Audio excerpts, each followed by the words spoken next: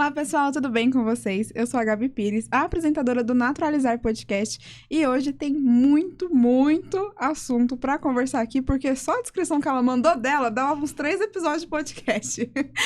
Mas, se você gosta de direito, se você gosta de filosofia, se você gosta de N coisas que giram em torno desse assunto, é agora que você vai acompanhar esse episódio com a Mari. Tudo bom, Mari? Tudo, obrigada. É uma honra estar aqui. Espero que o papo seja muito legal. Vai ser bem gostoso. É um papo descontraído.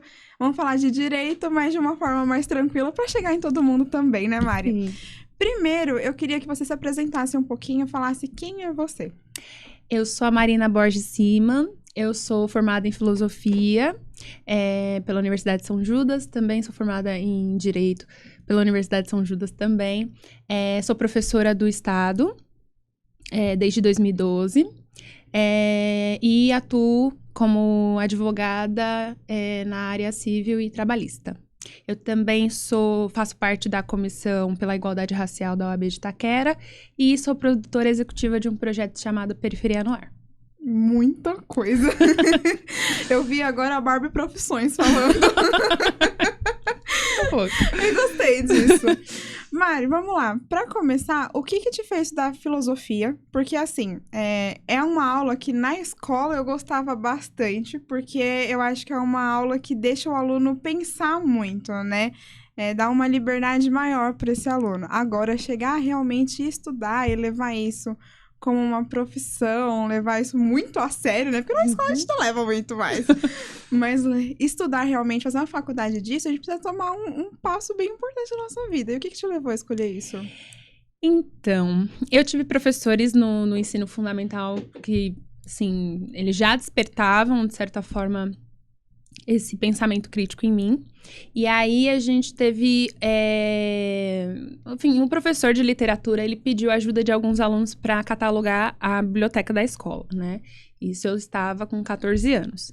E aí, nessa arrumação da biblioteca, eu encontrei um livro que me chamou muita atenção, que é A Insustentável Leveza do Ser, do Milan Kundera.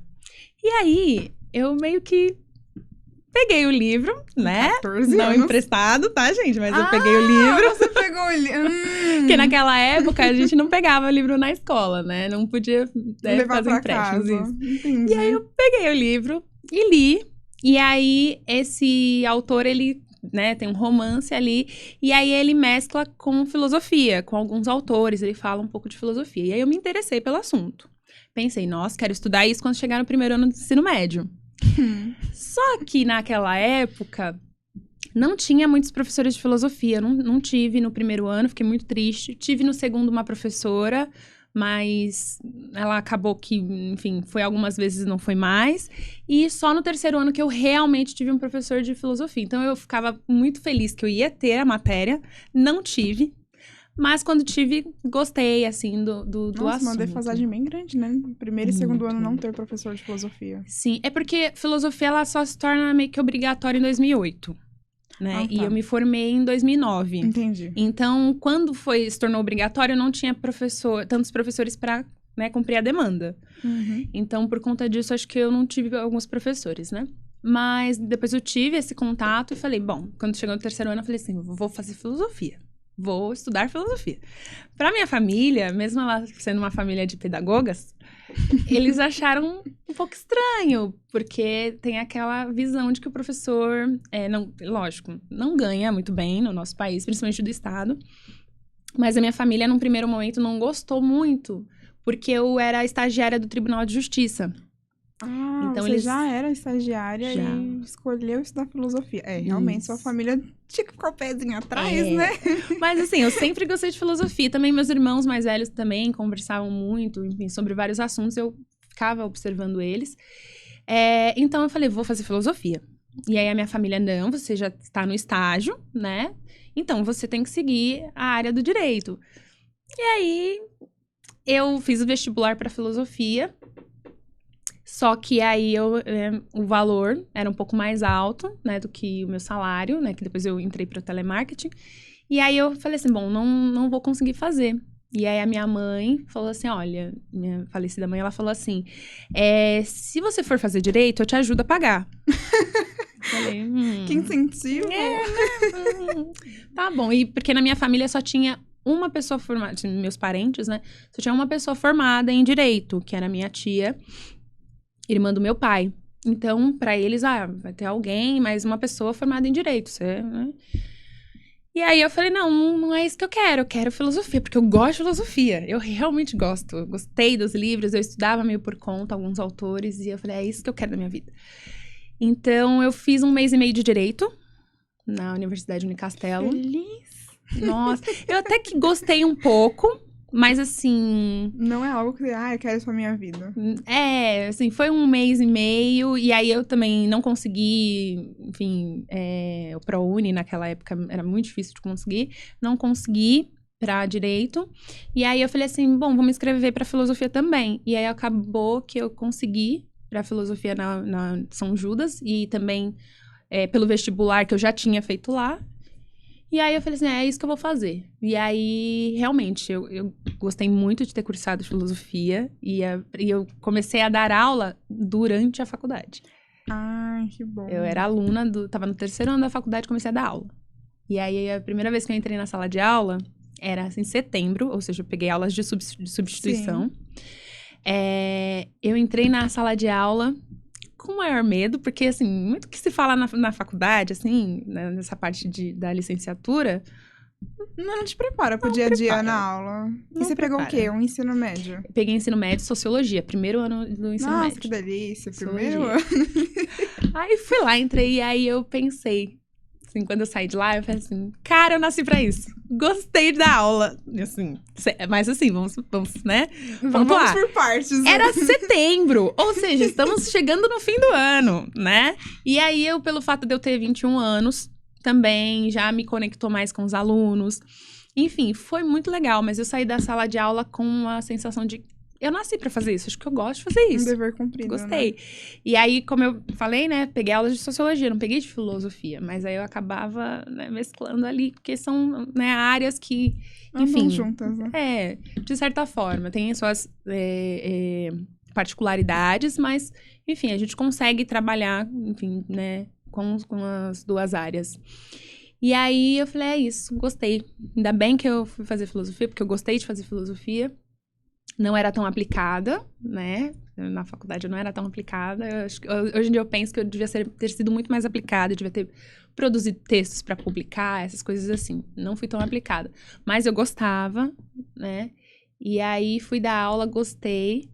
Mas 2 anos depois eu falei assim, né? 2 anos depois que eu terminei a faculdade de filosofia, eu falei assim... Eu acho que eu vou pro mestrado. Aí pensei, não... Acho que eu vou fazer direito. Vou pro direito. Sua mãe não quis te matar, não? Porque assim... É que nessa época ela já tinha falecido. Porque se você fizesse isso, sua mãe olhava assim, menina, eu tô falando isso daí pra você faz Fez quanto a tempo? volta, mas eu fiz a volta. Eu não falo nada que minha mãe falou umas coisas na minha vida e eu tô fazendo tudo agora. Então... Mas eu lembro quando eu fiquei com essa indecisão de filosofia ou direito, na época. Aí eu falei assim, eu acho que eu vou ficar 1 ano sabático. A minha mãe falou, quê? 1 ano sabático não, você vai... Vai pro direito, que aí eu te ajudo a pagar e tal. Mas aí depois eu falei assim, não, como eu vou pagar, conseguia tanto a bolsa do ProUni quanto a bolsa da universidade, aí juntou, aí ficou um valor legal. Eu falei assim, eu vou pagar, eu vou fazer filosofia. O que eu quero. Fui rebelde. Nossa, teve uma amiga minha, ela vai me matar. Ela começou com... ela começou com o quê? Contabilidade, porque a mãe queria que ela fizesse contabilidade. E foi uma época muito engraçada. Eu olhei pra cara dela e falei assim, minha filha, tu não tem nada de contabilidade. Se você vai fazer 1 mais 1, você vai errar na calculadora. Não faça contabilidade, né? Minha família, o que é que faz? Fez contabilidade. Mano, ela reprovou em todas as matérias. Todas. Aí ela falou assim... Eu vou pagar, o dinheiro é meu, vou fazer a faculdade que eu quero. Foi pra pedagogia. Era melhor? Era melhor. Mas eu falei assim, meu filho, eu não estudo contigo não, mas tudo bem. Hoje ela tá se formando em psicologia, maravilhosa. Ou seja, ela foi pra... tudo invertido. Eu comecei com psicologia, tô terminando com biomedicina e ela fez esse caminho todo, caiu na psicologia. Mas é onde ela se encontrou. E eu morro de orgulho dela, ela é maravilhosa. Hoje eu falo assim, a gente liga uma pra outra. Eu falei assim, eu sei que você não pode me atender, mas dá um conselhinho aí. A gente consegue ter essa conversa. Legal, bacana. Mas entrar numa sala de aula é uma coisa muito desafiadora. Você falou que agora tá afastada das aulas, vai retornar Isso. esse ano. Mas assim, no estado, né? Isso. Quais os maiores desafios que você enfrentou? Porque eu lembro a época que eu estudei no estado, eu mais tinha aula vaga e eu matava a aula pra ir pro meu pai, porque ele trabalhava perto. Então, gente, não tem professor pra lá, gente, tchau, tô indo pro meu pai. E faz um tempinho, né? Mas assim, eu peguei uma época que tinha muita greve. Muito. Eu acho que era o quê? 2015, mais ou menos. Foi uma época de muita greve. Então eu não tive aula. Se eu ia pra escola na semana, se eu tivesse 3 dias com aula, era muita coisa. E pro aluno dá uma defasagem muito grande. Agora, pro professor, eu também acredito que tem muito empecilho. E qual que você enfrentou? Olha, eu comecei falando que assim, eu entrei na sala de aula, me senti realizada, falei, nasci pra fazer isso. No ano seguinte, eu não peguei uma escola legal. Então, porque eu era professora contratada do estado, né? Categoria O, chamado categoria O. Então, cada ano você tá numa escola diferente, ou às vezes, para você formar uma quantidade de X de aula, você precisa trabalhar em 2, 3 escolas, né? Eu já cheguei a trabalhar até em 4 escolas. Eu acho que a maior dificuldade para mim foi a questão de uso de drogas, assim, pelos alunos. Porque algumas escolas que eu trabalhei tinham esse problema. E aí, enfim, tinha escola até que às vezes os próprios alunos chamavam a polícia para adentrar a escola. Fumavam no corredor, enfim, usavam, assim... Eu lembro que uma vez eu estava na frente da sala, explicando a matéria. Eu olhei para o lado, um aluno passou tava passando, né? O corredor vazio tava passando e tava usando droga, né? Tipo, cocaína. Eu olhei, aí eu fiquei assim... Aí, eu tipo assim, acabou meu raciocínio. Não tem nem como pensar, Acabou né? meu raciocínio. Então, eu tive algumas escolas que eu tive um problema muito sério com isso. E aí, como eu conseguia interagir um pouco melhor com os alunos, eu não acabei não sofrendo violência, como muitos outros professores acabaram já saindo da sala de aula sendo agredidos. Eu passei por uma situação desagradável, mas a sorte, acho que, sei lá, acho que pelo fato dos outros alunos que eram mais, como posso dizer, que, enfim... Acho que mandavam mais na situação, não gostaram, então o cara meio que parou. Mas aquele dia eu falei assim, se eu não soubesse contornar a situação, eu teria sido agredida, como muitos outros já foram. Então, eu sempre tive uma comunicação mais facilitada com os meus alunos, até por eu ser de periferia também. Mas eu acho que foi, assim, a situação mais... o empecilho, assim, maior dentro, né, ali da sala de aula que eu já enfrentei. Lógico que a gente tem outros problemas, quando a gente tá falando, assim, de adolescentes, né, porque nesse caso era educação de jovens e adultos, né, que tinha muitos esses problemas. Mas quando se trata de adolescentes, eu tive pouquíssimos problemas em relação ao comportamento, nada que, assim, não tenha sido resolvido, chamando os pais e conversando, tentando ali...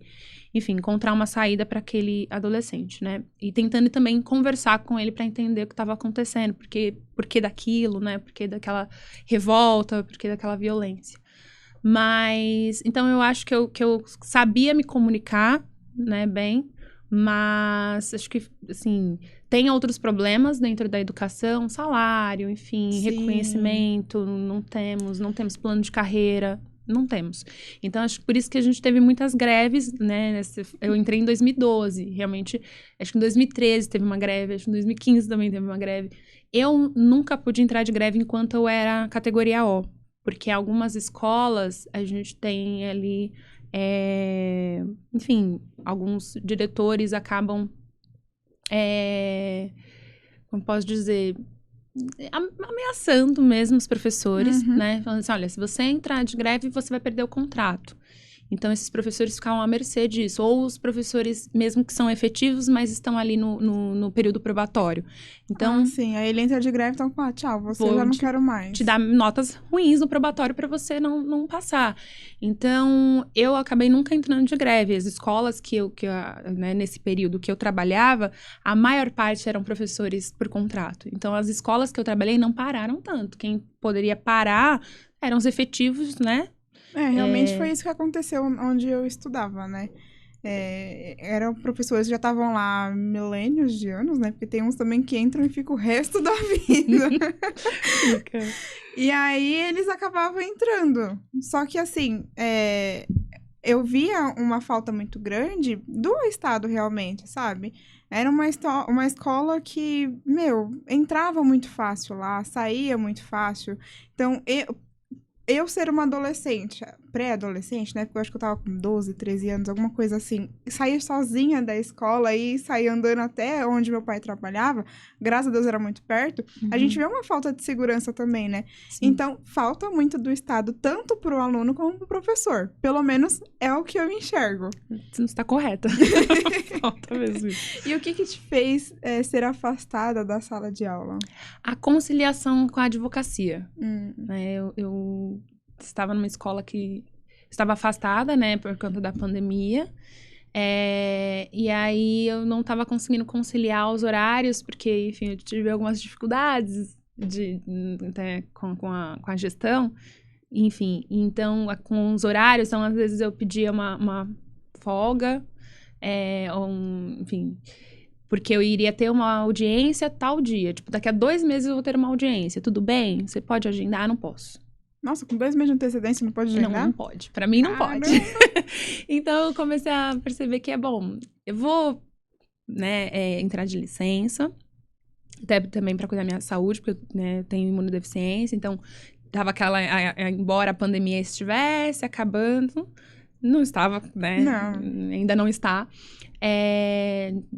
Enfim, completamente. Então, por conta disso, eu falei assim, bom, vou me afastar, porque aí eu vou ver se realmente eu gosto da advocacia, como eu vou trabalhar com a advocacia, e se vai dar para conciliar. Porque por 6 meses eu tentei conciliar, eu não consegui, né?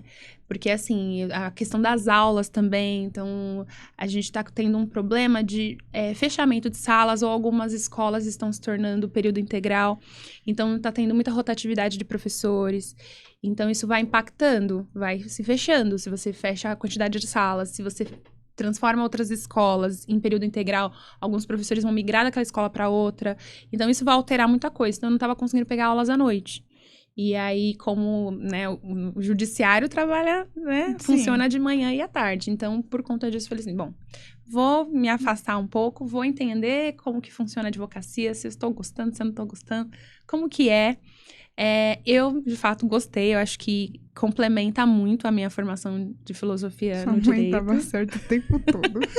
Exatamente. Mas tudo tem que acontecer da forma que acontece. Mas eu adoro dar aula. E é bem complicado estar afastada da sala de aula. Assim, eu fiz algumas palestras ano passado, e aí eu fazia a palestra e voltava e falava assim, eu gosto disso. Eu realmente gosto disso. Então, são 2 lados meus, assim, né? Uma profissão complementa muito a outra. E sim, o ideal seria viver com os dois juntos. As duas, porque eu sinto falta da sala de aula. Quem nasceu pra ensinar realmente, o meu pai, ele nasceu pra isso mesmo. E se ele ficar longe disso, se sente inútil. Então, quem nasceu pra dar aula, eu acho que é um negócio meu que vem de dentro, não tem nem como você negar. Porque você, querendo ou não, tá impactando tantas vidas. Pra eu escolher psicologia, foi porque dentro da escola tinha uma psicóloga que ela me levou pra ver a psicologia real dentro da escola. E ela foi psicóloga na época do meu pai, que meu pai estudou na mesma escola. Então, assim, o professor, o coordenador, o diretor é uma coisa que a gente não tem tanto acesso, né? Lá na escola onde eu estudei, a gente tinha até um pouco. Mas traz um impacto tão grande para a vida do aluno, e muitas vezes isso não é analisado de uma forma tão certa, né? Vamos dizer assim, porque acaba criando um afastamento, né? De professor e aluno, muitas vezes. Mas você gostou da advocacia também. Sua mãe tinha razão. Tinha. No final das contas, tinha. Ela tinha razão. E hoje você está trabalhando nessa área. Isso. Tá atuando nessa área. Trabalhar também dentro querendo ou não, é a política, né? Você trabalha dentro disso. E fazer projetos junto com a política tem a ver com o seu lado de advogada ou não? Tem, porque é a parte burocrática que eu cuido dos projetos, né? Do Periferia no Ar, por exemplo, é parte burocrática. Eu também tenho um irmão que na verdade, 2 irmãos que são da música, então eu acabei indo também um pouquinho pro lado do direito do entretenimento, né? Por conta deles. Eu queria saber um pouquinho mais sobre o direito do entretenimento, que eu nunca ouvi falar. O direito do entretenimento, ele é uma junção de áreas. Ele vai considerar tanto o direito civil, direito, né, questão dos direitos autorais, vai considerar direitos trabalhistas, direito tributário. Então, ele vai fazer toda essa junção. Não é uma área, como posso dizer? Uma coisa específica. É uma coisa específica, bem estabelecida dentro do direito, né? É uma área que está nascendo. Justamente por conta dessa... Enfim, a gente, né, tem uma era dos streamings, da música, enfim, da questão digital. Então, tá nascendo essa nova vertente do direito justamente para cuidar disso, né? Então, a gente sabe que, assim, antigamente tinha muito problema com contrato musical. As pessoas não entendiam muito como lidar com isso. Então, a mídia em si tem muito. Então, eu acho que o direito do entretenimento, ele tá vindo para justamente regulamentar essa área. Então, questão de direitos autorais, eu cuido muito dessa parte dos meus irmãos, né? Do meu irmão, mas especificamente do meu irmão Santana, né? Que meu marido, ele é empresário dele, então eu acabo cuidando um pouco mais da carreira dele. Então, toda essa questão burocrática, eu acabo cuidando. E aí, do Periferia no Ar, também, eu sou produtora executiva, né? Mas também faço assessoria jurídica. Também fiz assessoria jurídica de um curta que tá saindo, que é o do Fluxo, que é do Felipe Barbosa. Fala de uma história que enfim, tá ambientada na cidade de Tiradentes. Então, eu faço essas consultorias jurídicas, né, para essas áreas do entretenimento. E ela é uma área que realmente ela junta muita coisa, porque junta a questão tributária, junta a questão trabalhista, junta a questão dos direitos autorais, né, na parte civil, né, enfim. É uma área que engloba muito, né? Isso. E é totalmente nova. Hoje de manhã eu vi uma reportagem falando sobre a sósia /cover, não sei o que ela é, da Marília Mendonça, e tá um bafafá dessa mulher, porque ela pode ou não pode exercer. E aí entraria esse direito do entretenimento, entraria nisso também. Também. Não estão sabendo usar isso com ela.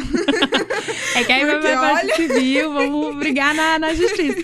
Mas é bem complicado, porque realmente, ainda mais hoje em dia que você sampleia tudo, por exemplo, na música você sampleia, né? Faz o sample das coisas, ou mesmo na internet, TikTok, você recria as coisas. Então, isso é muito delicado, a gente precisa entender. Enfim... como que a gente pode fazer essas coisas sem violar os direitos autorais, né, de outras pessoas, né, o direito intelectual de outras pessoas. Então, o direito do entretenimento, basicamente, ele vai para essa linha. Que área complicada. Mas eu não sou especialista, assim, nessa área. Minha área de especialização mesmo é o direito do trabalho. Que também é uma área bem complicada. Inclusive, os penalistas... direito do trabalho, né? Que tem essa briga, né? Não sabia. Pode contar, isso é um babado. Tem a briga entre as pessoas do direito. Então, umas falam, civil é melhor. Outras, não, penal é melhor. Aí, o pessoal, trabalhista, sai trabalhista. Você nem... Nossa, você nem entra, tchau. Empresarial, então, tchau. Ninguém entende nada da faculdade. Mas, enfim, tem essa briga, né? Qual direito é melhor? Então, muitas pessoas acham que o penal, né? A área criminal é melhor. Eu, particularmente falando, nunca me dei com essa parte criminal. Obrigada. Eu acho que todas as... Não entendo nada, tá? Sou totalmente leiga no assunto. Mas, vendo aqui como uma pessoa que pode precisar e precisa de um advogado, né? Porque trabalha com pode, trabalha com... querendo ou não, a gente tem a nossa empresa. Então, um advogado sempre é bom ter por perto, né? Sim. Eu acho que todas, porque assim, se você tem um direito civil... bem estabelecido, se o ser humano conhece os seus direitos. Trabalhista, ou, do nosso caso, agora que eu acabei de descobrir, vou sempre usar, do entretenimento, porque isso daqui também. Exatamente. Então, assim, se a gente tem tudo isso bem estabelecido, a gente não vai precisar tanto do direito penal É. se a gente tem os outros bem estabelecidos. Se o ser humano, ele conhece o direito e exerce suas funções também, porque eu acho que é uma via de mão dupla, né? Sim. Você tem seus direitos, mas também tem seus deveres. O direito penal não seria tão usado como é usado hoje. Exatamente, eu concordo. Porque tem países, não vou me recordar agora o nome, tá, gente? Mas tem países onde você, enfim, a população carcerária é quase mínima. nula. É nula. Sim. Lógico que a gente tem, aqui no Brasil, a gente tem outros problemas, enfim, encarceramento da população negra tem outras particularidades, né? Mas, assim, tem outros países que há, enfim, É uma educação diferente, há uma educação né? diferente, há essa priorização da educação, e aí, obviamente, que isso impacta na quantidade de crimes que vai existir no lugar. Então, você tem bem menos crimes no lugar, pelo menos crimes em relação, enfim, a roubos, furtos, essas coisas assim. Lógico, crimes contra a vida, não vou dizer que esses países não existem. É nulo.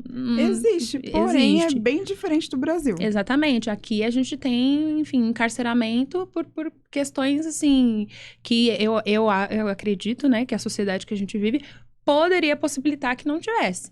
Então, assim, a gente tem um país que é riquíssimo em questões naturais, enfim, a gente poderia, obviamente, financiar, enfim, a educação pública de qualidade, para que também a gente tire esses, enfim, que tem a questão do menor infrator, para que a gente tire esses meninos desse contexto, a gente, enfim, eduque realmente, porque, assim, a educação, ela é uma função de todos, da família, mas também é do Estado. Sim. E o Estado tem lugares que não chega. Então, tem em algumas regiões que o Estado não chega, que não tem.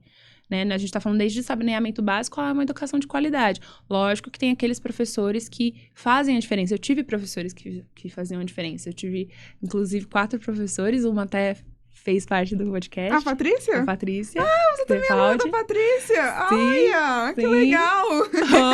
Então, a gente até brincava que a gente tinha um quarteto fantástico, que era a professora de História, a professora de Artes, que era a professora Patrícia, de Português, e o de Geografia. Eles eram o nosso quarteto fantástico. Os alunos chamavam ali de quarteto fantástico, porque realmente eles incentivaram a gente a criar, a refletir, a ter um pensamento crítico. Então, realmente, eu acho que, né, naquela época, muitos dos alunos que se formaram ali era diferente, assim. Foi bem diferente depois das outras gerações, porque as outras gerações já não tiveram esse quarteto fantástico. Mas a gente, enfim, a gente foi produto de uma educação que, por mais que fosse pública e numa região carente, esses 4 professores conseguiram fazer uma certa diferença, mas eram 4 professores ali batendo de frente com a gestão, ou, enfim, fazendo coisas que, por exemplo, a Secretaria da Educação não dava uma verba para fazer. Ela falou que vocês rachavam ônibus para ir em tal lugar e conhecer um pouco mais da cultura, porque o aluno da periferia, muitas vezes, ele não tem acesso à cultura do centro. Na verdade, Não tem. Quase que, sei lá, 100%, porque é difícil você pagar ônibus, vai ficar com fome, porque querendo não tem alimentação. Sim. E muitas vezes não tem dinheiro nem pra ir pra escola. Exatamente. Então, o que ela falou, eu achei o máximo. Que, juntava eu e os alunos, a gente, cada um dava 5, pagava um ônibus, a gente ia pro centro, eles tinham acesso à cultura, conheciam N lugares. Ela falou que teve alguns alunos que foram pra outras escolas depois, falaram assim, nosso passeio vai ser em tal lugar. Ela, já conheço.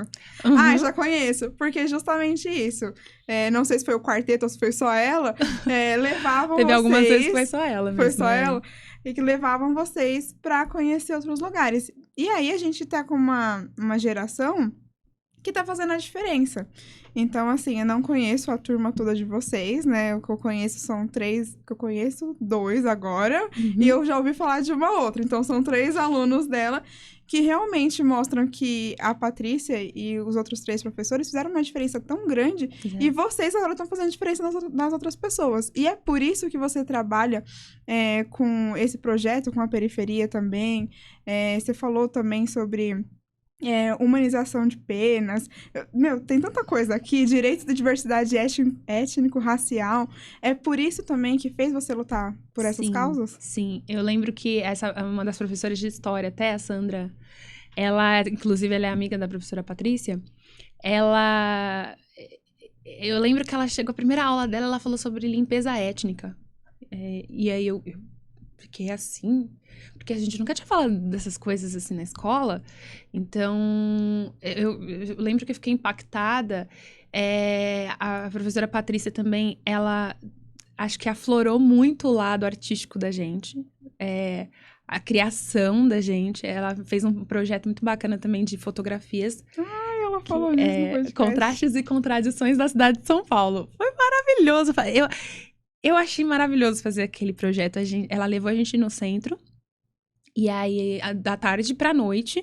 E a gente fotografou a cidade de São Paulo. Ela queria que a gente encontrasse, enfim, na cidade, esses contrastes e contradições, né?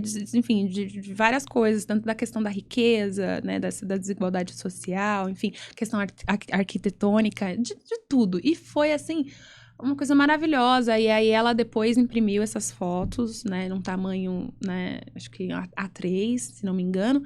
E a gente fez a exposição na escola. E aí, ela fez a gente ir nos contraturnos, apresentar para as outras turmas o trabalho que a gente tinha feito. E, assim, nos projetos da escola, eu sempre gostei de ser a gente fala, monitora. Então, é aquela que explica. Então, a gente vai fazer a sala temática, tipo uma feira cultural, uma feira de ciências. A gente montava a sala. Eu nunca gostei de dançar na frente de ninguém. Eu morria de vergonha de dançar.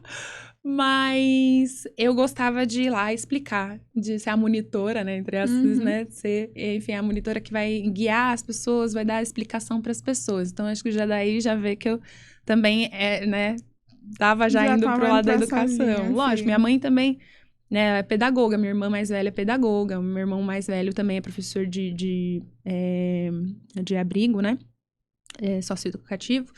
Então, eu estou dentro de uma família de educadores, mas também, assim, a escola em si influenciou bastante. Então, a gente fez esses projetos, então, esse lado artístico meu, eu gosto de pintar. Eu lembro uma vez que a Patrícia fez a gente fazer pintura em tela. Então, até hoje eu gosto de pintar, é um hobby que eu tenho. Tenho alguns quadros, né, enfim, na minha casa, dou de presente para algumas pessoas, eu gosto de pintar. E isso, obviamente, que vem daí também, de certa forma, é uma influência que vem da professora. Eu gosto mais de arte abstrata, tá? Eu gosto de fazer mais arte abstrata, mas basicamente vem disso. Sim. Então, realmente, assim, eles influenciaram muito aquela geração, a minha geração, né, em específico, acho que umas 2 gerações para cima também. E aí, depois, obviamente, que um saiu, o outro também, né? Até porque a gente, falei, né, no início da minha fala, tem essa questão do professor por contrato, ele não consegue ficar na mesma escola. Uhum. É bem difícil os professores aqui em São Paulo que ficam anos na mesma escola, porque é uma questão de pontuação, é uma questão até de contrato, porque, enfim, a gente, às vezes fica 2 anos e aí tem que fazer uma quarentena. Você não pode trabalhar. Você não pode trabalhar por um certo período, porque senão isso vai caracterizar um vínculo, de certa forma, empregatício com o Estado. E aí o Estado tem essas regras, porque aí ele interrompe o seu contrato de trabalho, você fica sem receber, né? Porque o professor não come, legal, né, gente? O professor, ele não precisa comer. E aí, por isso que, assim, lógico, o sindicato da gente tenta reformar essas regras, ou a gente, né, obviamente fala, faça mais concursos para que esses professores não sejam contratados, mas sejam por concurso, né? Porque antigamente tinha essa questão de os servidores entrarem, né, ali no serviço público, ficar e ganhar estabilidade. Uhum. Então, eles tiraram isso. Então, que é o chamado categoria F. Hoje em dia não tem mais isso, porque justamente por causa dessas regras. Não tem, mas você pode ficar 40 dias sem trabalhar e sem receber. Exatamente. Que vai ser mais que 40 dias. Você não vai ficar certinho os 40 dias lá e você já vai ser encaminhado para uma outra escola. Não, aí vai a rotatividade. Aí tem que trabalhar mais 30 dias para poder receber. Isso, aí a rotatividade. Não, e aí quando você inicia um novo contrato, você fica 2 meses sem receber, né? Não é 30 dias? Não. Tá, entendi. Nossa, gente, 100 dias aí no zero. Professor, então ele tem várias questões, assim, na educação do estado de São Paulo que precisam ser revistas. Mas é aquilo, né? O sindicato tenta, né? Às vezes a gente faz a greve pleiteando essas alterações, mas infelizmente a gente até o momento não teve um governo, um estado que realmente fosse pró-educação. Assim, sabe? Pouquíssimo apoio, né? Pouquíssimo. Infelizmente, o Brasil, ele não respeita o tripé que deveria sustentar o país, que é uma coisa que eu e meu pai a gente fala sempre, que é a segurança, a saúde e a educação. Se tivesse tripé, com certeza o penal seria muito mais tranquilo, o professor trabalharia com gosto, porque muitas vezes a gente vê professores decepcionados em sala de aula, não porque, eu não posso ensinar, mas porque não tem a condição correta para poder ensinar. Sim. Por mais que ele tente lutar, por mais que ele tente fazer a greve, o ano que teve mais greve do que aula, adiantou muita coisa? Não, porque não é ouvido. Exatamente. Então, por mais que faça greve, por mais, não vou mais trabalhar, acaba saindo dessa área. E quando tem um aluno que se inspira e fala, eu quero dar aula, o professor fala assim, não compensa. É uma área que realmente todo mundo fala ainda, quando você escolhe ainda filosofia, piorou. Fala assim, é verdade. Você vai passar fome. Não, sabe? Não segue essa área. Então, assim, é triste, porque, assim, em outros países você fala assim, você é um professor, se você fala, olha, eu sou professora, você... Acho que no Japão, né, que é a profissão mais respeitada é o professor. Sim. Até porque vocês criam as outras profissões. Exatamente. Então, no Brasil, infelizmente, não tem esse reconhecimento, não tem essa valorização. Aí, pelo contrário, você fala que vai ser professora, a pessoa fala, você vai morrer de fome. Não segue essa área. Gente. Ou você vai sofrer alguma violência dentro da sala de aula, porque, gente, muitos professores sofrem violência. E a pandemia, eu não cheguei a voltar para a sala de aula mesmo, né, presencialmente. Eu tava online, né, por conta da minha condição de saúde. Mas, assim, muitos dos professores que voltaram depois da pandemia disseram que estava muito pior. Uhum. Os alunos, eles estavam mais ansiosos, mais agressivos. Ninguém estava entendendo bem aquela questão do socioemocional que o Estado fala, olha, professor, vai lá e cuida do socioemocional do seu aluno. Só que aí, por outro lado, você olha assim e fala assim, que tem essa questão do professor cuidar dessa parte, eles estão falando muito disso nesse novo currículo. Mas vamos lá, o professor, às vezes ele também não tem um socioemocional. É isso que eu ia falar, quem cuida do socioemocional do professor? Ele não Ninguém tem. Então, às vezes, eu sempre tive essa visão que tinha, na época, tinha os professores que cuidavam dessa parte, do professor conciliador, mas ele também era um professor que não tinha formação para aquilo.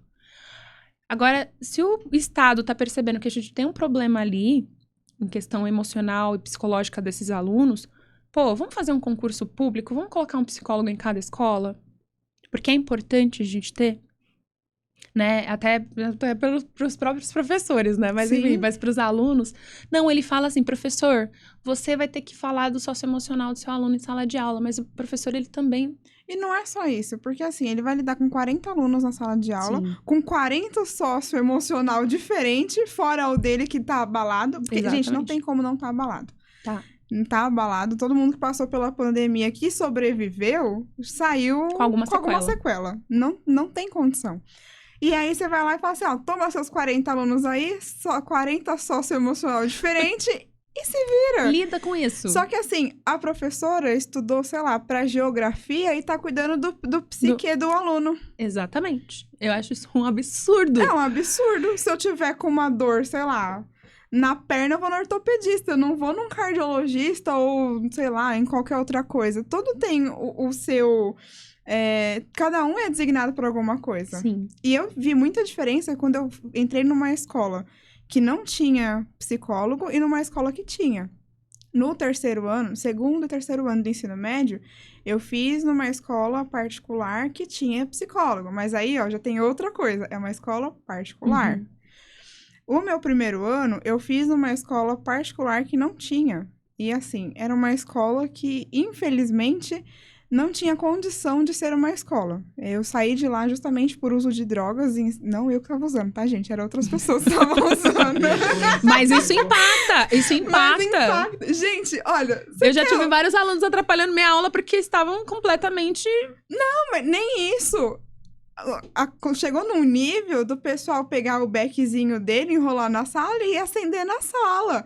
E, meu, você quer fumar, você quer, sei lá, não que eu seja, tipo, eu acho legal. Não, eu não apoio, mas, mano, é um problema seu, vai fumar na sua casa. A escola não é o ambiente, Não gente. é, cara. Não e é o aí, ambiente. eu e uma amiga minha, a gente já tava pé da vida, porque eu falei assim, cara, que saco, porque a sala era um cheiro de maconha infeliz. Uhum. E era ruim. O negócio ruim.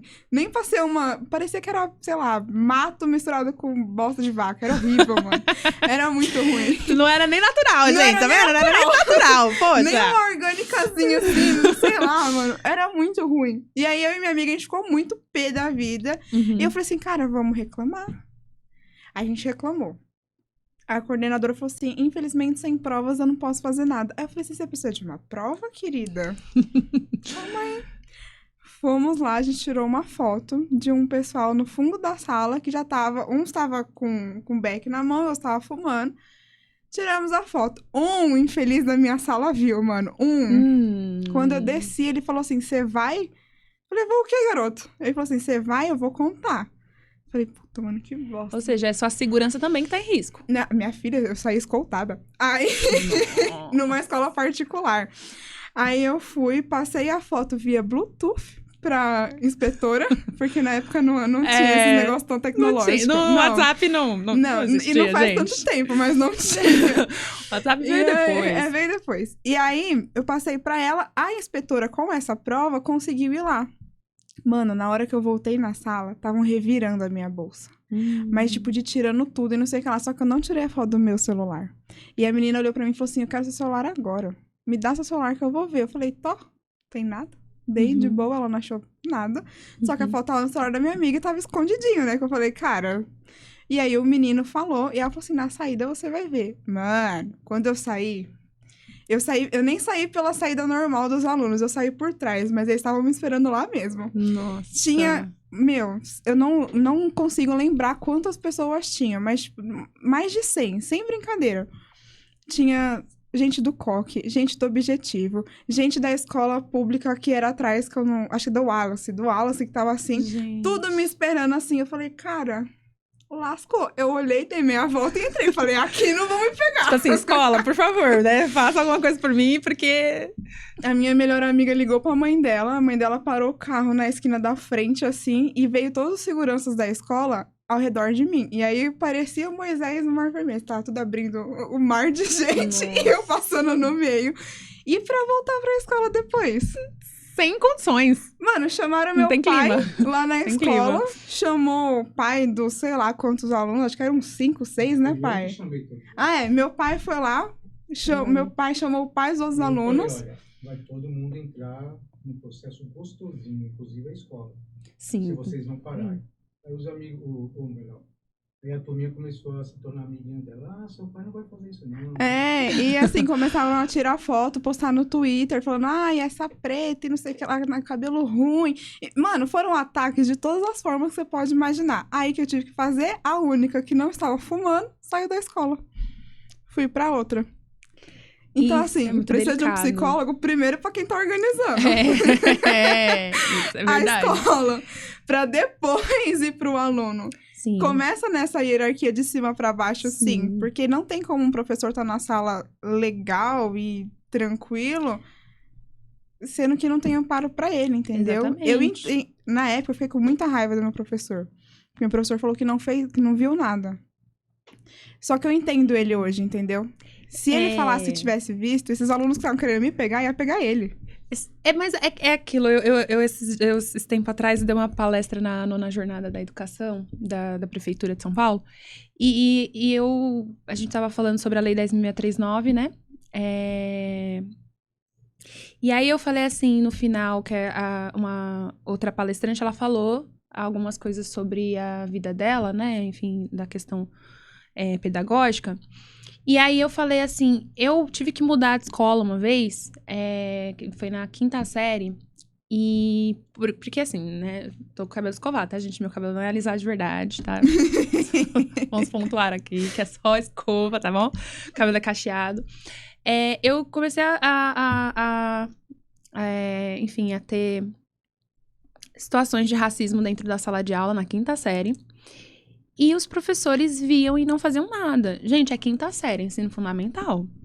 E os professores viram e nenhum, sabe? Não teve absolutamente Uma um aula. professor pra falar, peraí, não.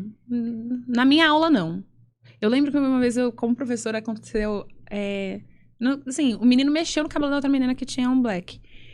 Nossa, na hora, vem cá. Porque não sei o que lá... Nossa, eu tive que intervir como professora. Só que na época, ninguém interviu. Porque, querendo ou não, pra quem tá ali sentado, você é a maior segurança dele. Você é a Exatamente. autoridade dentro da sala. Exatamente. Então, eu na 5ª série lá, a Marina da 5ª série lá, não teve nenhum adulto que falasse assim, não, peraí, vamos interromper esse ciclo aqui de violência? Porque, inclusive, chegou até o meu amigo a ser agredido também, enfim, porque aí começou aquele negócio da turminha, né, contra os nerds, né, e aí em mim eles atacavam de, tipo, enfim, o seu cabelo, a sua boca, o seu nariz, né, enfim, criavam apelidos que dão gatilhos em mim, não vou falar, porque dão gatilhos em mim. E eu não queria, eu sempre fui uma pessoa que vou resolver as coisas ou eu não vou incomodar as outras pessoas, assim, tipo, minha família, não vou incomodar minha mãe com isso. Até porque eu sou de uma família de 7 filhos, né? Sou a 4ª. Nossa, pouquinho, gente. Pouquinho, Não, gente, bem quase pouquinhos. nada. Eu sou a 4ª filha, então eu falei assim, poxa, vou ficar na minha, né? E aí aquilo foi piorando. Aí o outro menino foi agredido, aí o meu amigo saiu da escola. E aí eles começaram essa questão da agressão verbal mais, se intensificar mais em relação a mim. E os professores iam e ninguém falava nada. Até que eu falei assim, eu comecei a faltar, né? E porque assim, eu tinha meu irmão que ele também, assim, acabava faltando também, porque ele não gostava muito a gente era Não gostava na muito mesma... de estudar. Não gostava muito de estudar. O número 3, que eu sou o número 4, né? O número 3 não gostava muito de estudar. Mas aí eu comecei a faltar também junto com ele, né? Então, depois eu acabei tendo que fazer reposição por conta das faltas. E aí eles me mandaram pro reforço. Só que eu sempre fui uma aluna muito inteligente. E aí eu lembro que no reforço a mulher falou assim, por que você tá aqui? Eu falei, porque eu estou com faltas. E aí me mandaram pro reforço pra eu tentar recuperar as faltas. E aí eu lembro que depois, assim, quando começou a ficar realmente muito complicado, eu cheguei na minha mãe e falei assim, olha, eu quero mudar de escola. E minha mãe, por que você quer mudar de escola? Eu não quero mudar de escola, quero mudar de escola. Aí eu comecei a usar a desculpa que no meu prédio, né, todo mundo que morava no meu prédio estudava numa outra escola, que é justamente a escola que eu fui que era da professora Patrícia, que é o César Donato Calabres. E aí eu falei assim, não, eu quero ir pra essa escola porque todos os meus amigos estão lá do prédio, eu prefiro estudar com o pessoal do prédio. E aí fui falando, até que, né, a minha mãe falou assim, olha, eu só vou conseguir vaga pro ano que vem. E aí eu fui insistindo até que uma hora eu tive que falar pra minha mãe, não, porque eu tô sofrendo racismo dentro da escola. E aí os professores não fazem nada. E aí, né, meu amigo apanhou, aí ele mudou de escola, então eu também quero mudar de escola, não quero ficar lá. E aí a minha mãe começou a ter um trabalho, porque assim, eu falo assim, minha mãe, ela era uma mulher não branca, né? Então assim, ela era do Sul, ela falava, olha, aqui em São Paulo, eu sou uma mulher branca. Lá no Sul, eu não sou branca. Então, ela veio pra São Paulo com 19 anos. Então, toda a questão da consciência racial que a minha família tem é muito forte, porque meus irmãos cantam rap, o Alexandre é do Sound System, né? O Ale figura Sound System, tal, do reggae, mas antes ele era do rap. A gente tem uma consciência racial muito forte, sempre teve a minha família. E essa consciência racial vem muito da minha mãe. Então, a minha mãe, naquele momento, ela começou a falar assim, você é linda do jeito que você é, a sua boca é linda. Ela até brincava com a música, né, Marina Morena, você se pintou, não pinta esses olhos que são só meus. Ela falava muito, não, você não precisa usar maquiagem, você não precisa usar nada, você é linda do jeito que você é. Então, ela começou a ter todo esse trabalho comigo. E aí, eu lembro que depois que eu mudei de escola, e aí a escola, vocês não foi, né? Que bom que mudou, outra né? coisa, outra realidade. Era muito mais plural a escola. Eu gostava muito mais dos professores, né? O Quarteto Fantástico maravilhoso.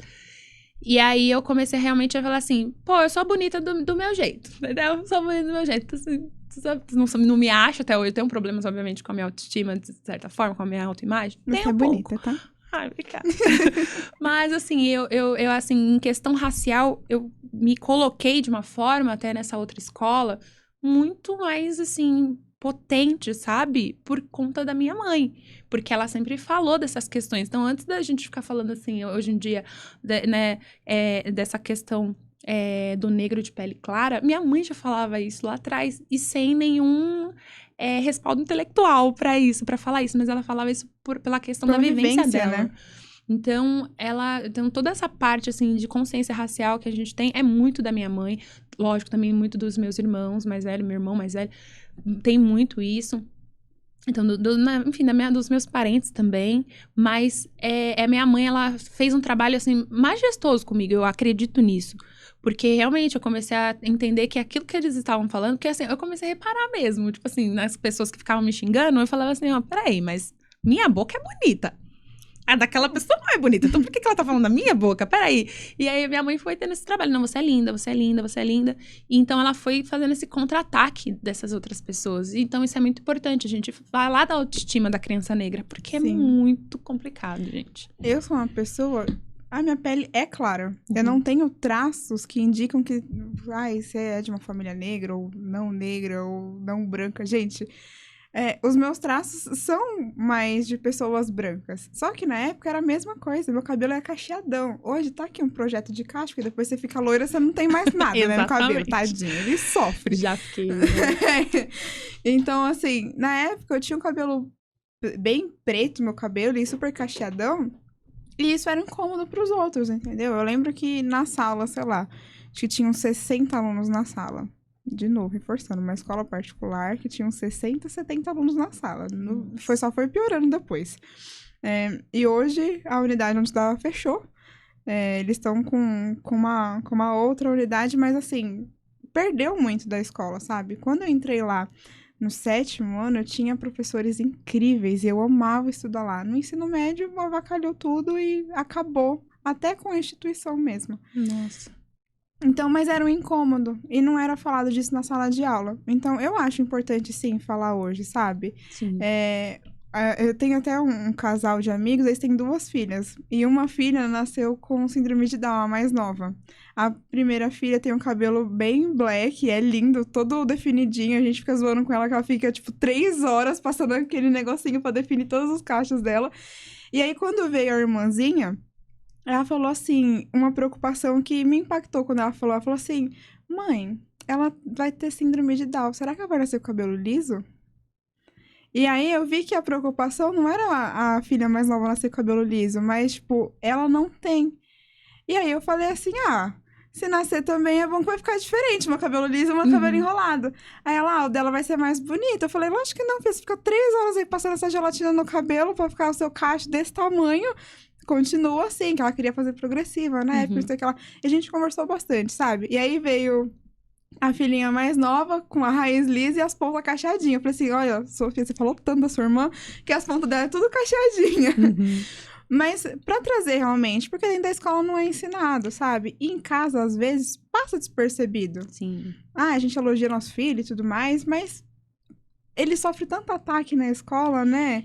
Porque naturalmente tem, isso independente de cor, tá? Na escola é o lugar que sofre mais ataque na vida. Infelizmente. É um lugar hostil demais. É um lugar muito hostil.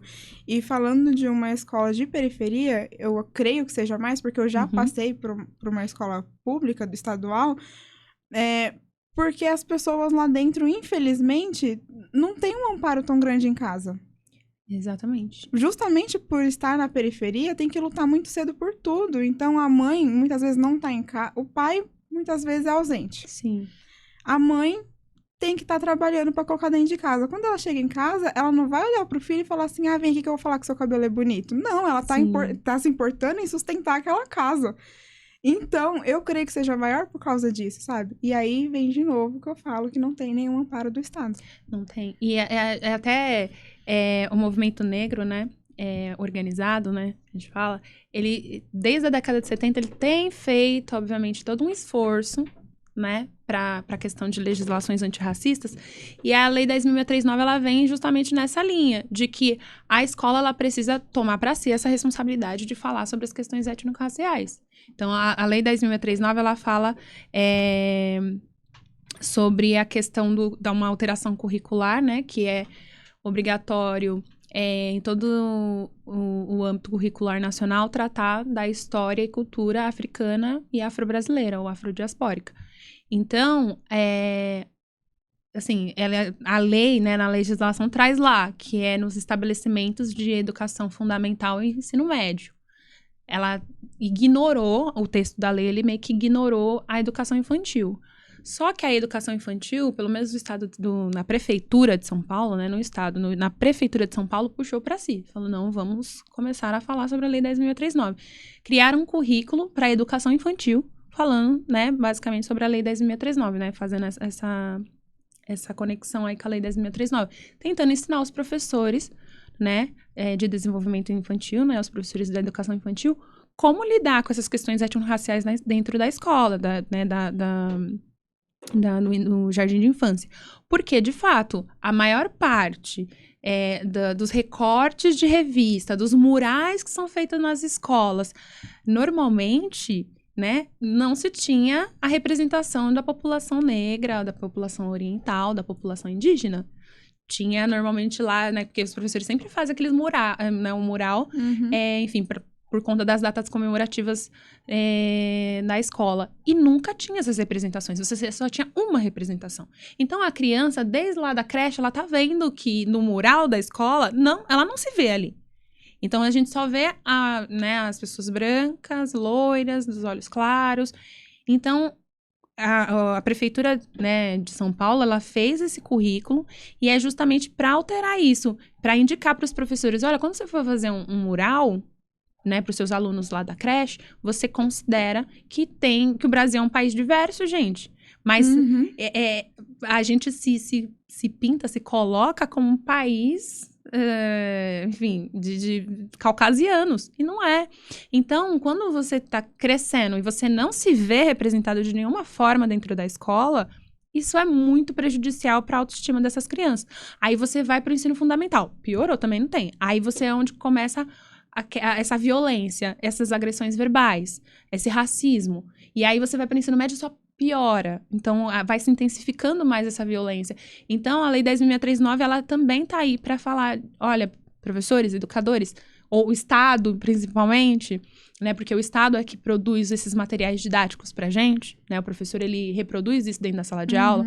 Tem os professores que não. Eu, né, gostava muito de mesclar, mas eu na maior parte do tempo, eu fazia o meu material. Mas muitos professores vão seguir o que tá lá, porque tem alguns gestores que ficam, você tá dando a apostila? Você tá dando a apostila, professor? Você tá dando a apostila? Tem que dar a apostila do governo. Então, tem que dar aquele material. Então, assim, enquanto o Estado também não se né, puxar para si, bom, eu preciso fazer uma alteração curricular, eu preciso fazer uma alteração nesses materiais didáticos para os meus alunos, para os alunos começarem a se ver nesses materiais, a gente não vai trabalhar essa autoestima, né? Então, é prejudicial. Então, acho que, assim, desde lá do jardim de infância até a universidade, porque a universidade também é outro lugar hostil. Muito. Eu fiz duas faculdades que são, assim, questão de negros, da quantidade de negros é muito pouca, né? Eu acho que tem muito ligado ao curso também. Muito.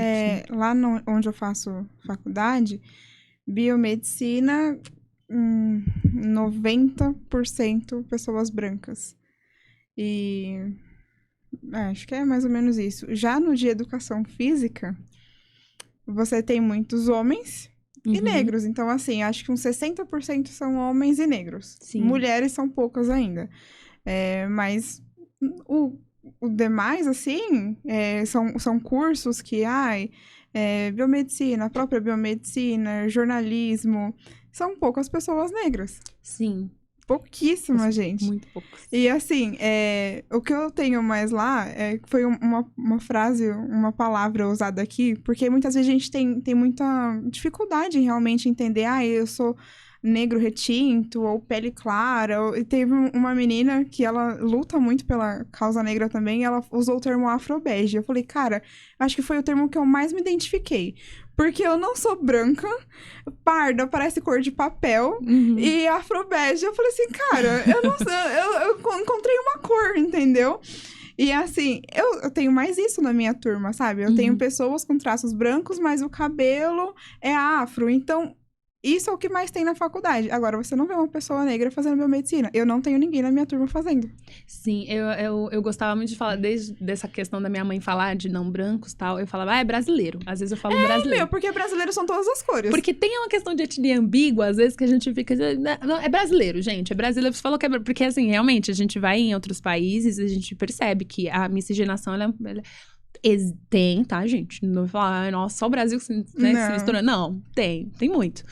Mas, aqui no Brasil é muito mais. Sim. Né? Porque, enfim, tem toda uma questão de política também, de Estado, pra, enfim, intensificar essa miscigenação. Mas é muito doido, porque aí a gente tem a questão do brasileiro. Esses dias eu vi um vídeo até na rede social falando assim... Quando vem um passaporte de um brasileiro, pode vir qualquer um. Então, pode vir um loiro, pode vir um negro, pode vir um oriental. Você não né? Agora, sabe, brasileiro tem cara de tudo. Diferente de um sul-coreano. Você vai, tá o passaporte sul-coreano, você olha pra cara e é sul-coreano, tudo bem. Agora um brasileiro fala... Aí, às vezes, é um brasileiro com descendência asiática. Aí, às vezes, enfim, é negro.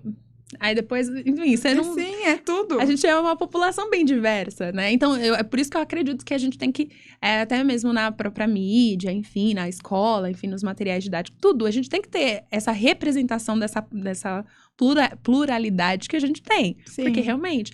Mas é uma questão também que, às vezes, trazendo a Lei 10.639 para dentro da escola...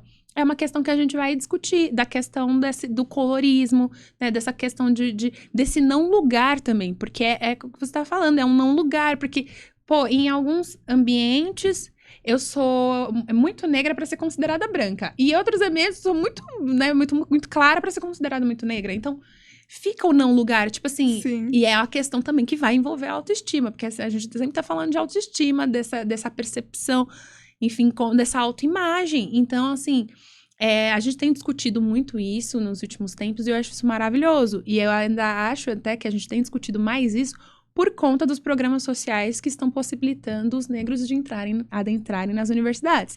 Sim, porque é difícil um branco trazer essa dúvida porque ele é branco e pronto. Exatamente. Não se tinha até então, antigamente, assim, não era uma pauta realmente tão forte, assim. Não tinha essa pauta de uma discussão. Pessoa que tá levantando muito isso, e aqui em São Bernardo do Campo, o nosso grupo representa ele, é o Krenak. E ele, justamente, o grupo dele chama Plurais. Aqui em São Bernardo chama Diversos, porque a gente trata de diversidades dentro da faculdade e fora da faculdade. E a gente começou a enxergar, dentro da faculdade, a falta que tem, sabe? Muita gente para lá e fala assim, faculdade de playboy. Cara, eu lutei pra ter uma bolsa, sabe? Eu tô lá porque eu realmente lutei pra conseguir um desconto e conseguir pagar minha faculdade. E mesmo que eu não tivesse pagado, que eu não tivesse essa bolsa e estivesse pagando o valor integral, eu tô lutando pra estar lá, entendeu? Então... 90%, sei lá, 80% da faculdade, ela é branca, assim, ou afrobege, ou brasileiro. Brasileiro é ótimo. Brasileiro acho que melhor que afrobege. Brasileiro é muito bom. Mas, lá dentro, por que tem pouco negro ainda, sabe? Porque a gente vê um valor... Pra mim, eu acho um valor alto pra estudo, porque eu acho que o estudo devia ser mais acessível. Entendo que tem que pagar um bom salário pro professor, e entendo que tem toda uma estrutura pra você também manter, só que eu acho muito caro. E, então, será que esse é o empecilho pro negro não estar lá dentro? Também. Ou será que o negro não consegue se enxergar lá dentro? Porque muitas vezes, quando a gente entra, você se assusta. Fala assim, poxa, cadê a minha similaridade aqui, sabe? Onde eu consigo me enxergar? Então, a gente trouxe muito essa questão à tona. E o primeiro trabalho que a gente fez foi com os povos indígenas. E, cara, que incrível. Eu não sabia que em São Bernardo do Campo tinha uma das maiores populações indígenas que tem no Brasil. Eu não sabia. E tá aqui em São Bernardo, sabe? Onde eu moro.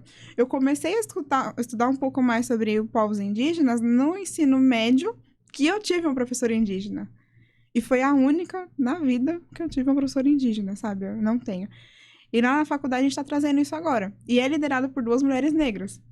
Então tem todo um significado, todo um peso da gente tratar sobre esse assunto. Às vezes a gente olha pra lá e fala assim, cara, eu tô nesse não lugar, porque na família do meu pai eu sou pele clara, na família da minha mãe me chamam de negra. Então tem esse não lugar, entendeu?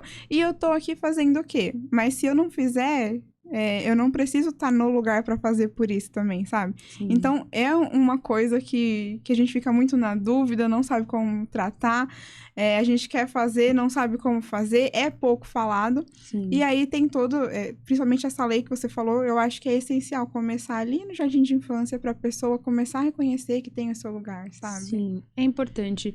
Eu tenho irmãos gêmeos, né? Eu tenho que é o quarto, quinto e sexto. Quinto e sexto são gêmeos. E é engraçado a gente falar assim, o menino, nasceu, né, com a pele escura, com o cabelo, né, mais ondulado. A menina nasceu muito clara, a Gabriela, ela nasceu muito clara mesmo. Que nome lindo dela. É Gabriela.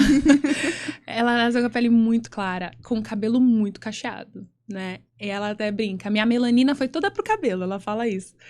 E assim, num primeiro momento, quando ela nasceu, eu tinha um certo sentimento de, tipo, não, minha irmã nasceu muito branca, né? Muito clara. É minha irmã mesmo. E aí eu andava com ela na rua, e a gente tem 7 anos de diferença.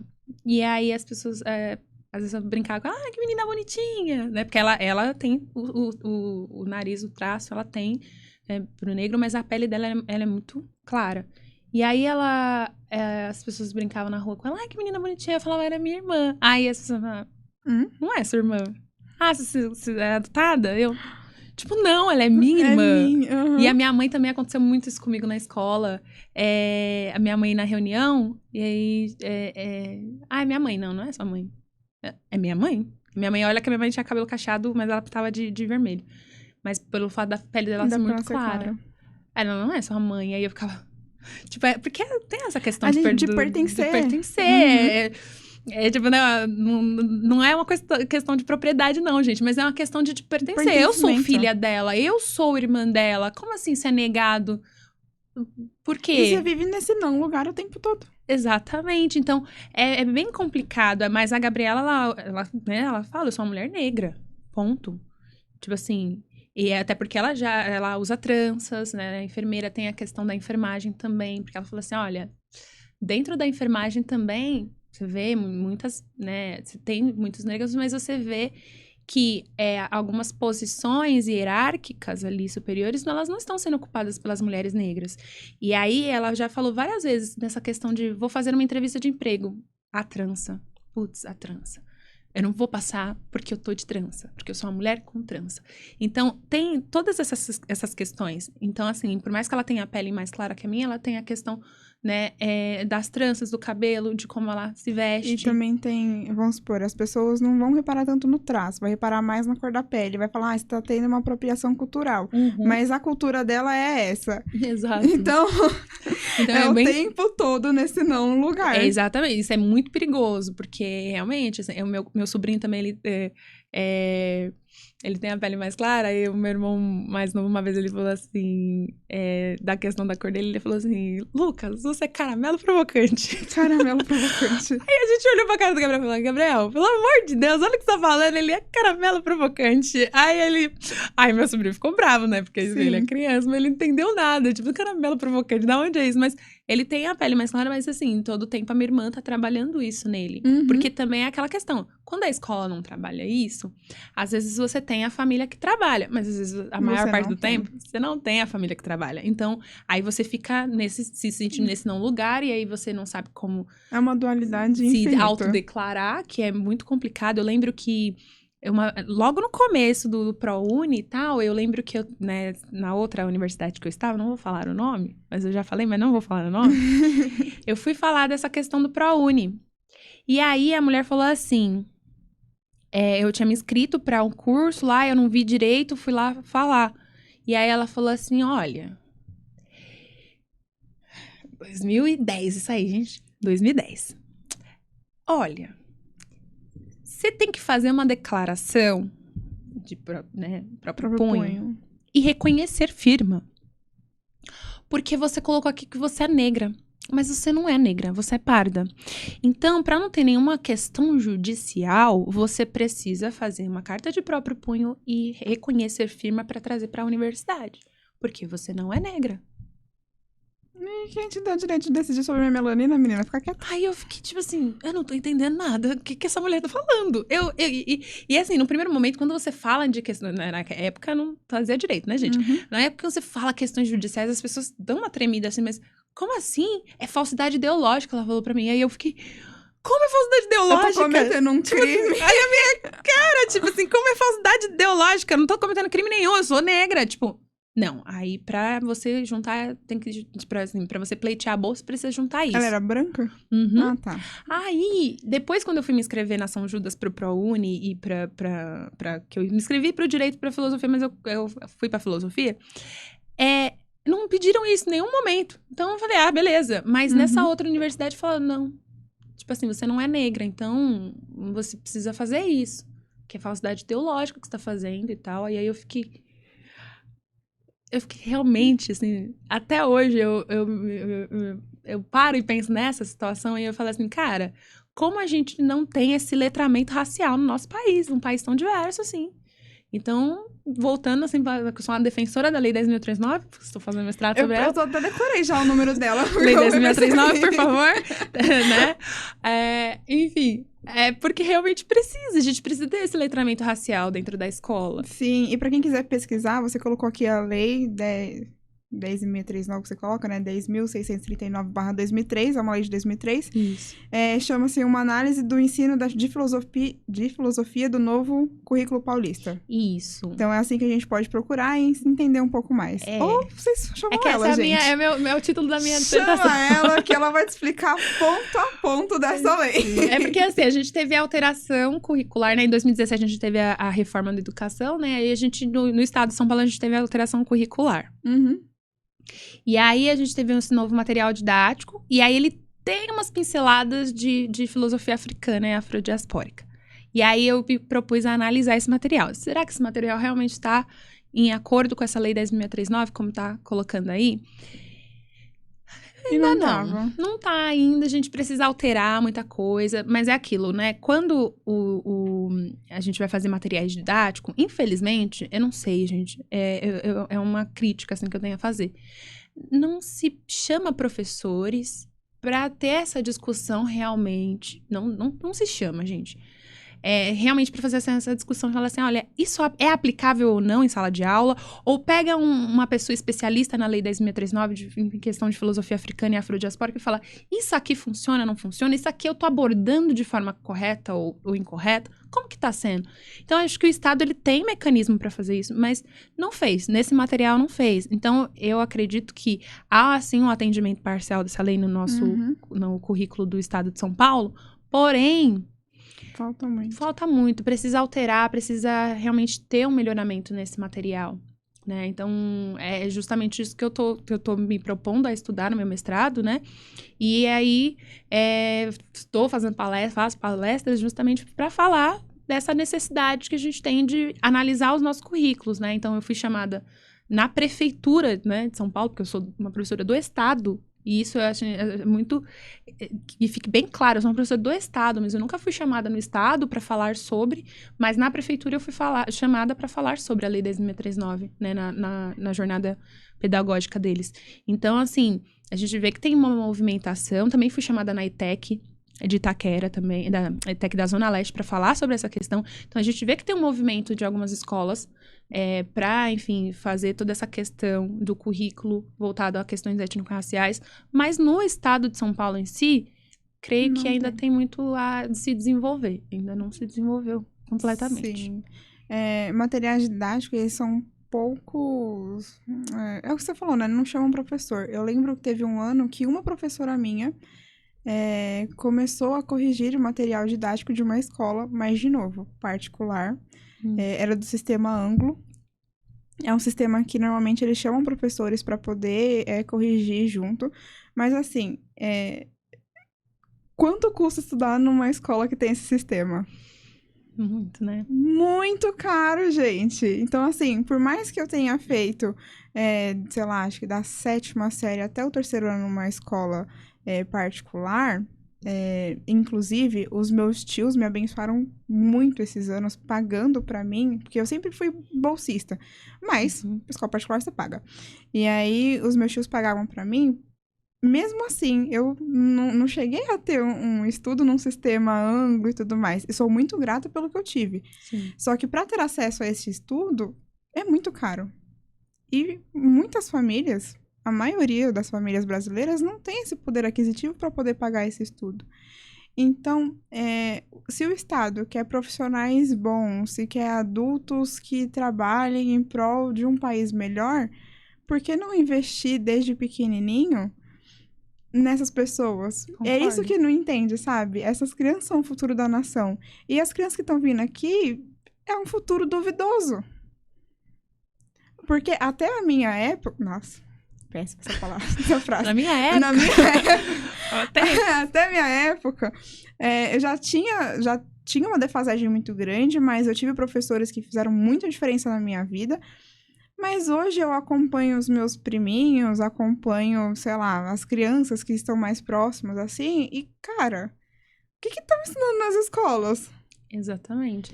Então, até a minha geração... Acho que ficou melhor isso. Até a minha geração. Até a minha geração, vou usar essa. isso. Ó, usa. Até a minha geração, ainda tinha um pessoal bacana, um pouco duvidoso alguns, mas ainda se salvava, sabe? A próxima pra frente...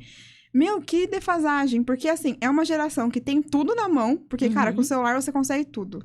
Mas, ao mesmo tempo, eles não buscam nada de útil. E dentro da escola também tá assim. Tá. O professor tendo que concorrer o tempo inteiro com o TikTok.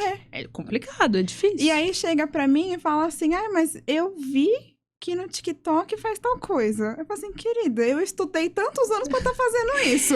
E aí você me vê um vídeo de 15 segundos. As teorias aí porque loucas. a dopamina barata que eles estão viciados, 15 segundos. Porque se demorar mais que isso, já não tem paciência. Vai passar uma propaganda que tem lá os 5 segundos do YouTube e ele tá lá apertando pra poder passar.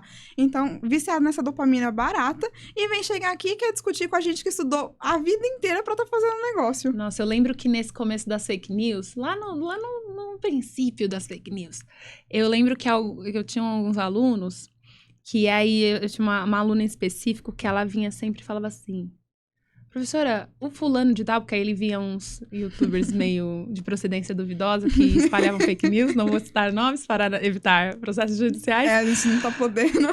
Não estou podendo, mas esses meninos, eles viam esses vídeos, e aí eles ficavam falando essas coisas, e ela vinha sempre falar: professora, mas é verdade que aconteceu isso?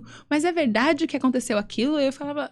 E aí, como eu não acessava muito, tipo assim, eu tenho redes sociais, tudo, mas eu não consumia tanto essa né, e principalmente essa linha de fake news aí, eu não consumia isso, então eu realmente não estava muito ciente do que estava acontecendo. Sim. Mas é muito doido como eu vi, assim, o arco dessa geração que começou a ser alimentada por fake news para chegar, enfim...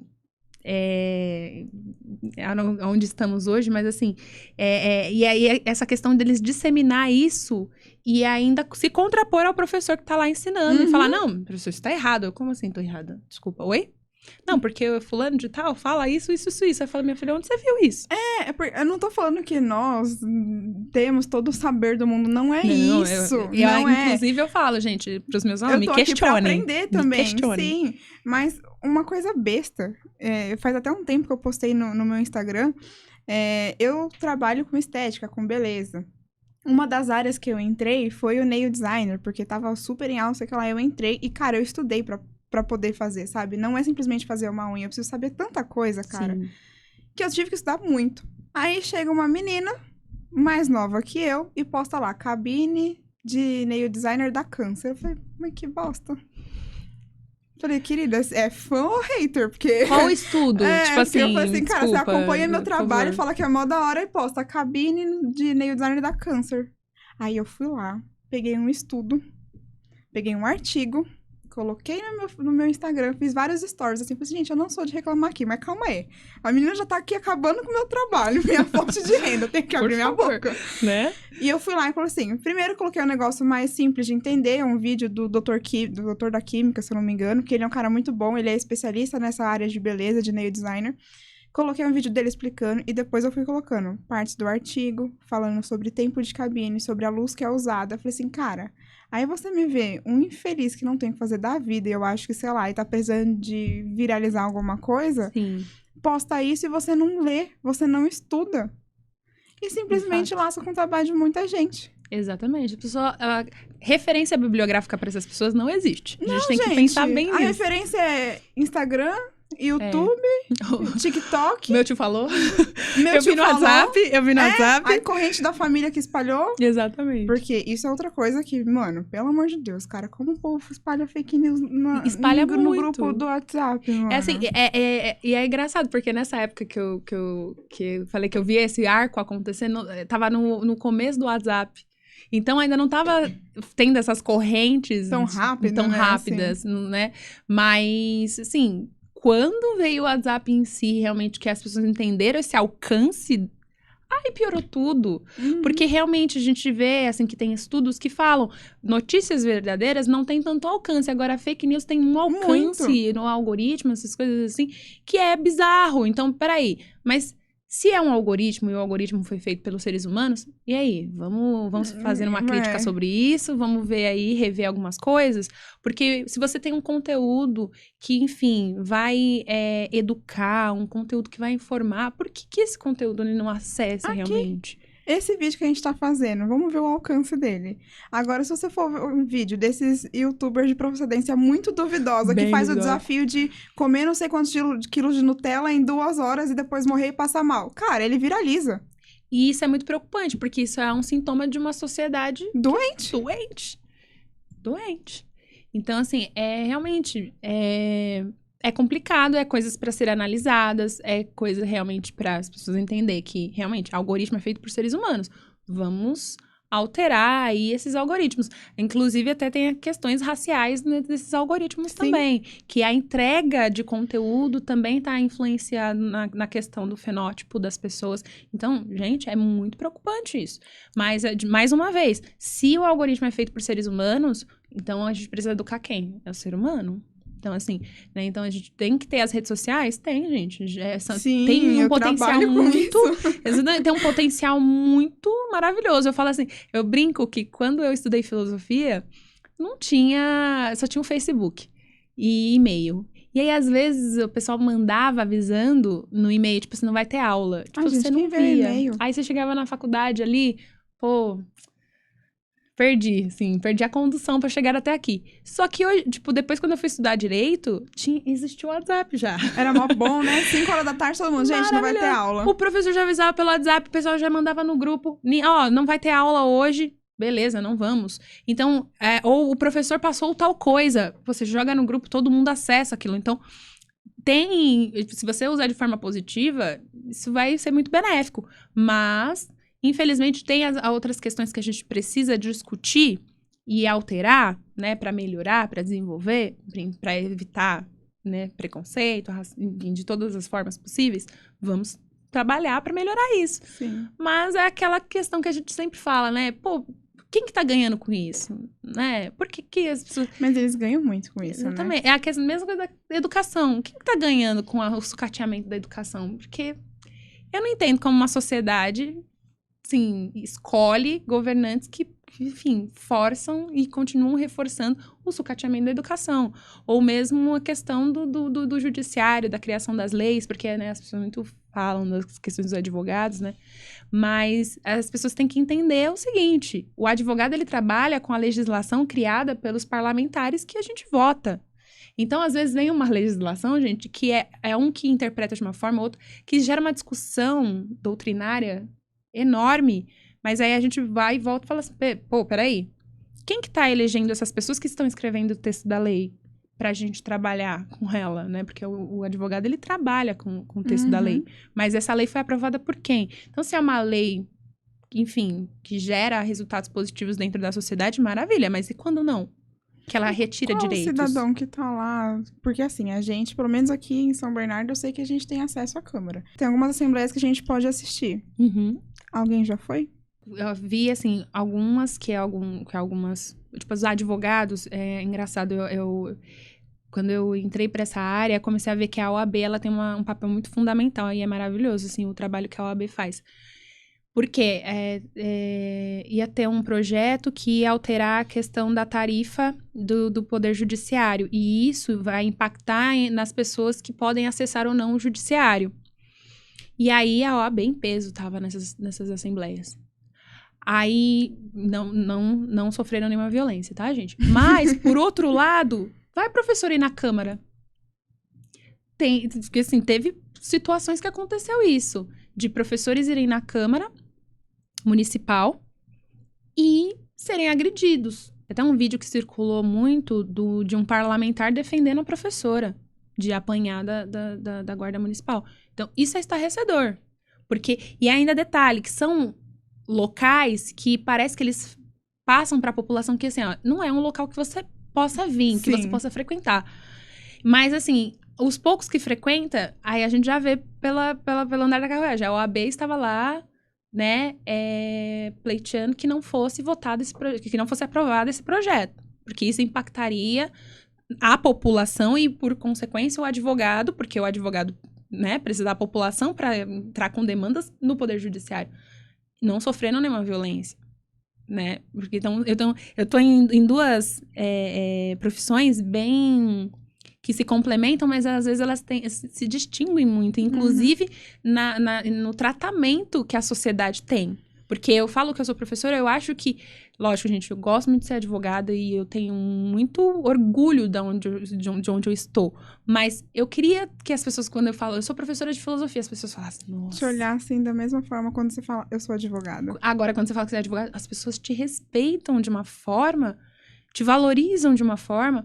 Então, é a mesma coisa desses profissionais estando presente numa assembleia que iria votar um projeto de lei que altera consideravelmente a sua profissão, o advogado ele é respeitado pelos parlamentares, pela segurança do lugar. Os professores não, eles foram agredidos na Câmara Municipal de São Paulo, né? Então, é algo a se pensar aí. Qual é esse modelo de sociedade que a gente está construindo, né? Construindo. Que o professor, ele pode ser agredido quando ele vai na Paulista, né, por exemplo, fazer uma passeata lá por melhores condições de vida. E o advogado, o tempo inteiro, os advogados, quando acontece alguma coisa com algum advogado, a gente tem a questão do desagravo público, que é, por exemplo, um advogado sofreu preconceito, sofreu racismo, ou ele sofreu violência policial de alguma forma. A OAB, ela tem por obrigação ir lá e fazer um desagravo público. Então, a gente se reúne na frente do local, às vezes, que aconteceu aquele ato, e a gente vai ali, enfim, falar pelo profissional. Então, na educação, a gente não tem isso. A gente tem professores, às vezes, que sofrem violência e o Estado não faz nada. Ainda tá lá aplaudindo quem me violentou.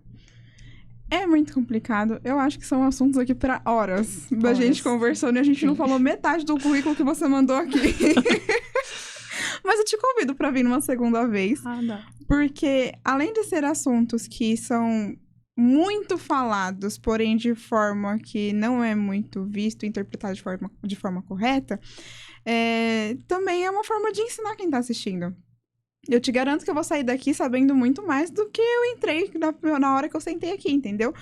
Então, e trazer o direito, trazer a filosofia e trazer o seu lecionar de uma forma que todos possam entender, de uma forma menos burocrática, eu acho que é muito importante também. Porque quando você fala assim, é advogado, você já fala assim, cara, não vou entender metade das coisas. Eu tenho essa preocupação com a minha linguagem porque, assim, eu não me sentia representada dentro da academia, né? Seja em filosofia ou seja no direito. Porque a linguagem, às vezes, afasta. Uhum. Então, eu sempre tive essa preocupação da minha linguagem não afastar. Não afastou, tá? Aproxime-se, super aproximou. Acho que todo mundo entendeu tudo aqui. E você passa uma mensagem muito interessante também, né? Da gente realmente analisar. Aqui você não levantou nenhuma bandeira de falar assim, olha, isso é certo, isso é errado, mas você tá toda hora trazendo a dúvida pra pessoa pensar no que ela tá fazendo. Eu acho que esse é o caminho que a gente tem que tomar, sabe? Analisar mais as nossas atitudes, porque se tem alguém lá representando a nossa nação hoje, foi porque a gente colocou. Sim. Então, quem a gente tá colocando lá? Isso é uma coisa muito importante, eu falei várias vezes aqui sobre Sim. isso. E parar de ficar se alimentando só de TikTok, gente, porque tem muita coisa boa, tem. Vamos assistir o podcast, mas por favor. assiste o podcast que tem Por muita favor. coisa melhor. Então, Mari, eu sempre peço uma coisa muito importante, que eu gosto muito, que é uma frase ou algo seu que você quer deixar aqui pra quem tá te assistindo. Tem uma frase que ela fica no meu WhatsApp profissional, né? Porque por mais que eu seja uma advogada, gente, sou uma professora de filosofia. Tem uma frase muito interessante que ela envolve tanto a questão da filosofia, né? Quanto a questão do direito. Então, ela tá justamente no meu WhatsApp profissional de advogada, que é o seguinte: todos os homens têm iguais direitos à liberdade, à sua prosperidade e à proteção das leis. E essa frase, ela é de um filósofo, que embora seja um filósofo controverso, mas é um filósofo, que é o chamado Voltaire, que eu até gosto de alguns filósofos europeus, né? Estou me aproximando mais de alguns filósofos africanos e afrodiaspóricos, mas, enfim, tem a filosofia europeia que foi a que eu estudei, mas o Voltaire, essa frase, que eu acho muito importante. Todo mundo tem que ter esse acesso. Então, o poder judiciário, né, o direito em si, né, a justiça, às vezes, não se estende a todas as pessoas de forma igualitária. Então, mas eu acredito, enquanto operadora do direito, que deveria ser o contrário.